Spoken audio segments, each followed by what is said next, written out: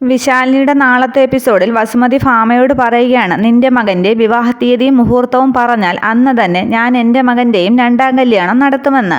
അന്നേരം രാഘവൻ നായർ പറയുന്നുണ്ട്, വസുമതി അകത്തേക്ക് വാ, നമുക്കിരുന്ന് സംസാരിക്കാമെന്ന്. തുടർന്ന് വസുമതി പറയുകയാണ്, എനിക്ക് രാഘവേട്ടനോട് ബഹുമാനമേ ഉണ്ടായിട്ടുള്ളൂ. പക്ഷേ രാഘവേട്ടൻ്റെ മുമ്പിലല്ലേ ഈ അന്യായം അനീതിയുമൊക്കെ നടക്കുന്നത്. എൻ്റെ മകൻ്റെ വിവാഹം കഴിഞ്ഞുവെങ്കിലും അവനൊരു കുടുംബജീവിതം ഉണ്ടായിട്ടില്ല. അന്നേരം ഭാമ ചോദിക്കുകയാണ്, എന്ത് അനീതിയാണ് നടന്നതെന്ന്. തുടർന്ന് വസുമതി പറയുകയാണ്, എന്ത് അന്യായമെന്നോ, ഞാൻ എൻ്റെ മകൻ്റെ രണ്ടാം കല്യാണം നടത്താനായിട്ട് തുനിഞ്ഞപ്പോൾ നീ തന്നെയല്ലേ അത് വന്ന് തടഞ്ഞത്. ഇപ്പോൾ നിനക്ക് നിൻ്റെ മകൻ്റെ രണ്ടാം കല്യാണം നടത്താമോ? അതെന്ത് ന്യായമാണെന്ന് വസുമതി ചോദിക്കുന്നു. അന്നേരം മുറ്റത്തേക്ക് ഇറങ്ങി വന്ന് ഭാമ പറയുകയാണ്, നിൻ്റെ മകൻ്റെ കല്യാണം ഞാൻ തടഞ്ഞത് എന്തിനാണെന്നറിയാമോ? എന്നിട്ട് പ്രീതിയെ ചേർത്ത് പിടിച്ചിട്ട് പറയുകയാണ്, ഇവൾ എൻ്റെ മകളായതുകൊണ്ട്, ഇവൾ അവൻ്റെ ഭാര്യ ആയതുകൊണ്ടും. അന്നേരം വസുമതി ചോദിക്കുകയാണ്, അതെന്താ ഭാമേ, ശാലിനി ഇന്നലെ പെയ്ത മഴയത്ത് കുരുത്തതാണോ? അവൾക്കുമില്ലേ ഒരമ്മ, ശാരദാമ്മയോട് നിങ്ങൾ എന്തു ന്യായം പറയും എന്നൊക്കെ വസുമതി ചോദിക്കുമ്പോൾ സുസ്മിത പറയുകയാണ്, അവളെ ഒഴിവാക്കി വിടാനായിട്ട് ഞങ്ങൾക്കൊരു കാരണമുണ്ട്. എന്നിട്ട് ഭാമയോട് പറയുകയാണ്, കാണിച്ചു കൊടുത്തേക്ക് ആൻറ്റി, അവൾ ഒപ്പിട്ട് തന്ന ആ വക്കീൽ നോട്ടീസ്.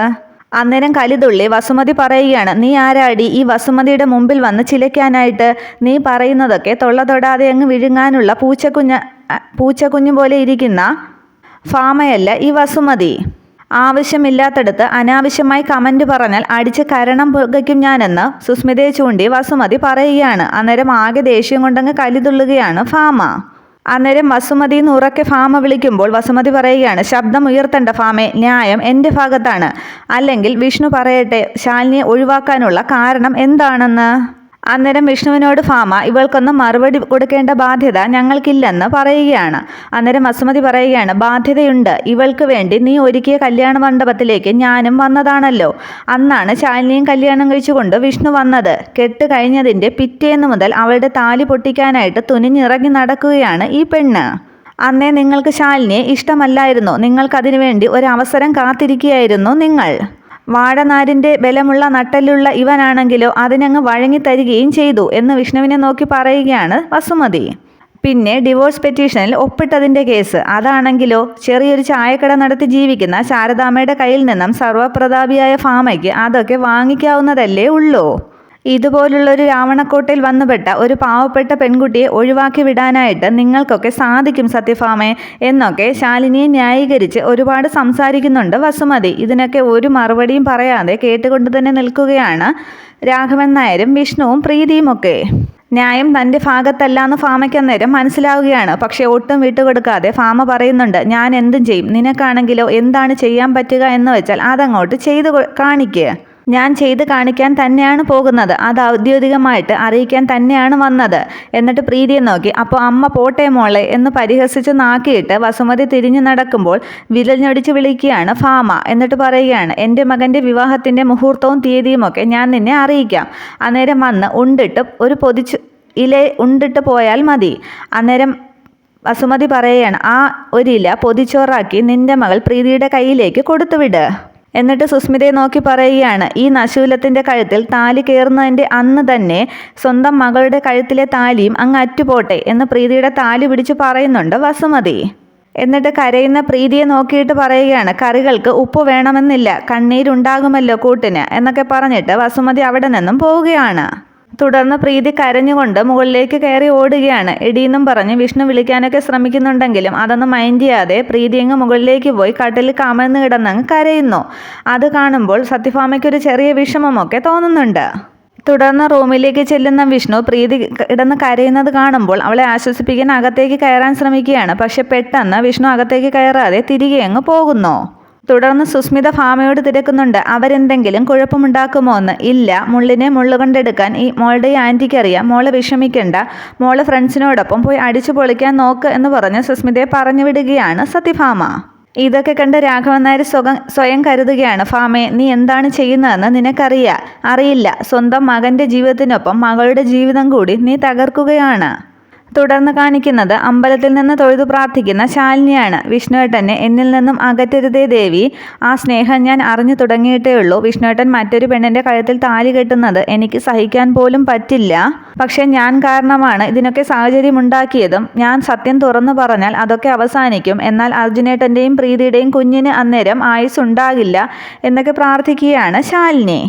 അതേസമയം സുസ്മിത കൂട്ടുകാരിയോടൊപ്പം ആ അമ്പലത്തിലേക്ക് എത്തുകയാണ്. അകത്തേക്ക് കയറുമ്പോൾ ശാലിനിയെ കണ്ട് ദേ നോക്ക് ഇവിടെയും ശകുനം മുടക്കി എന്നും പറഞ്ഞ് സുസ്മിത പറയുന്നു. അന്നേരം കൂട്ടുകാരി ചോദിക്കുകയാണ് ഞാനൊന്ന് പോയി മുട്ടി നോക്കിയാലോ? ആ ചെല്ല് എന്ന് പറഞ്ഞ് കൂട്ടുകാരിയെ ശാലിനിയുടെ അടുത്തേക്ക് വിടുകയാണ് സുസ്മിത. തുടർന്ന് കൂട്ടുകാരി അടുത്തേക്ക് ചെന്ന് ശാലിനിയോട് അറിയുമോ എന്നൊക്കെ ചോദിക്കുന്നു. അന്നേരം മറക്കാൻ പറ്റുമോ എന്ന് ശാലിനി ചോദിക്കുകയാണ്. തുടർന്ന് ആ കൂട്ടുകാരി പറയുകയാണ് എനിക്ക് ശാലിനിയുടെ ഒരു സഹായം വേണം. അടുത്ത ദിവസം എൻ്റെ ഒരു കൂട്ടുകാരിയുടെ മാരേജാണ്, അതിന് വെച്ച് വിളമ്പാനായിട്ട് പറ്റുമോ എന്ന്. അന്നേരം അമ്മയോട് ചോദിക്കണം എന്ന് പറഞ്ഞങ്ങ് തിരിഞ്ഞു നടക്കുകയാണ് ശാലിനി. ശാരദാമ്മയോട് ചോദിച്ചാലേ വേണ്ടാന്ന് പറയില്ല.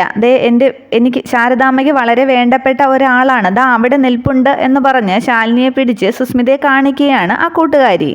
അന്നേരം എന്താടി വെച്ചു വിളമ്പൽ ഏറ്റെടുത്തോ ഇവള് എന്നും പറഞ്ഞ് സുസ്മിത അടുത്തേക്ക് വരുന്നുണ്ട്. സുസ്മിത പറയുകയാണ് വെച്ചു വിളമ്പൽ മാത്രമല്ല ഇല വടിച്ച് നക്കാനും ഇവളെ കൊണ്ട് പറ്റും.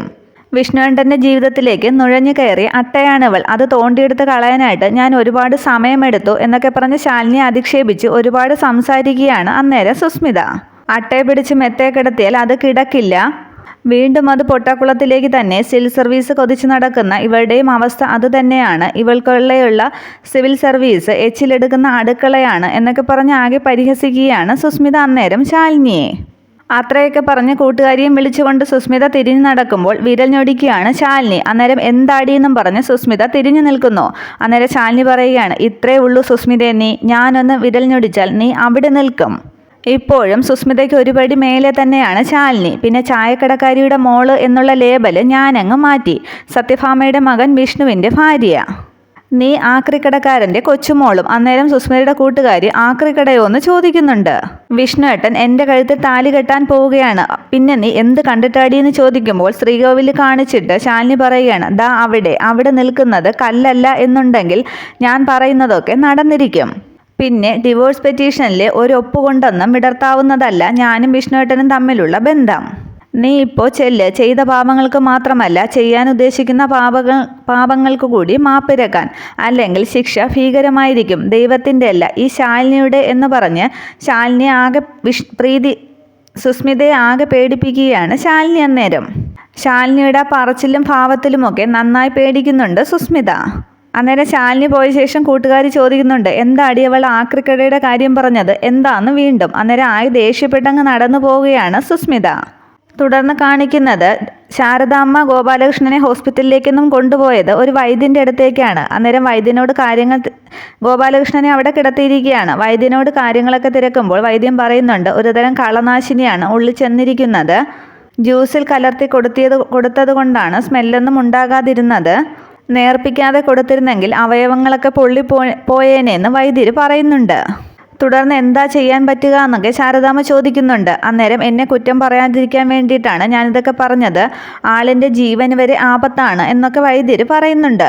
തുടർന്ന് ചികിത്സയൊന്നും ഇല്ലേ എന്ന് ശാരദാമ്മ കരഞ്ഞ് ചോദിക്കുമ്പോൾ എളുപ്പത്തിൽ ഒരു മറുമരുന്നില്ല എന്ന് വൈദ്യർ പറയുന്നു. തുടർന്ന് താലി പിടിച്ച് കരഞ്ഞ് ശാരദാമ്മ പറയുകയാണ് താലി കാക്കാൻ ഒരു കനിവുണ്ടാകണമെന്ന്, അല്ലെങ്കിൽ ഈ ജീവൻ്റെ കൂടെ എൻ്റെ ജീവനും പോവും, കുട്ടികൾ അനാഥരാകും എന്നുള്ളത് ഉറപ്പാണ് എന്ന് താലി പിടിച്ച് വൈദ്യരുടെ മുന്നിൽ നിന്ന് ശാരദാമ്മ കരയുമ്പോൾ വൈദ്യർക്കും ആകെ അങ്ങ് വിഷമമാവുകയാണ്. ഇത്രയുമാണ് നാളത്തെ എപ്പിസോഡ്. Okay, thank you.